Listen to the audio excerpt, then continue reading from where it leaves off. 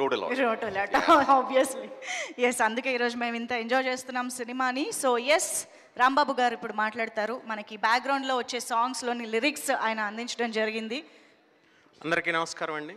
Peoples media ఫ్యాక్టరీలో ఈ Mirai అనే ఇంత గొప్ప చిత్రానికి బ్యాక్గ్రౌండ్ స్కోర్లో వచ్చే లిరిక్స్, ఆ స్టిక్ ఫైట్లో అంబాత్రేయ రుదిర నేత్ర ధరణీధర ధీర రౌద్ర రుదిర మగధ రుదిర మగధ, ఇలా ఒక మంచి పాట నాతో రాయించినందుకు మా Gaurahari bro thank you very much.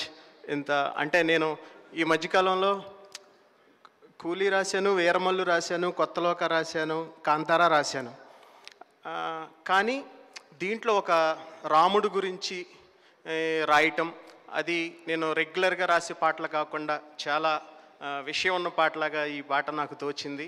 ఇంత మంచి పాట దీంట్లో రాయించినందుకు మా గౌరహరి గారికి, అలాగే డైరెక్టర్ కార్తిక్ గారికి చాలా చాలా థ్యాంక్స్ అండి. అలాగే తేజ సజ్జా, చిన్నప్పటి నుంచి చూస్తున్నాం, మీ చిన్నప్పటి నుంచి మేము మిమ్మల్ని చిన్నప్పటి నుంచి సినిమా కోసం మీరున్నారు, ఇప్పుడు సినిమానే మీకోసం ఉంది. ఇంకా మీరు చాలా చాలా పెద్ద విజయాలు సాధించాలి. మన తెలుగు యువతేజం.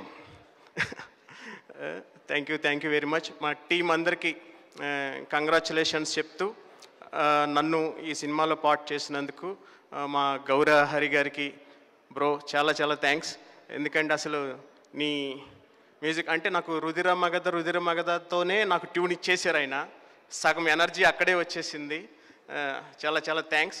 ఇంత మంచి పాట రాసినందుకు, మీరు దీన్ని ఆదరించినందుకు, అలాగే మా టీం అందరికీ కంగ్రాచులేషన్ చెప్తూ ఇక్కడికి వచ్చిన మారుతి గారికి, సంపత్ నంది గారికి, ఇంకా శ్రీవాస్ గారికి అందరికీ చాలా చాలా thanks. Thank you very much.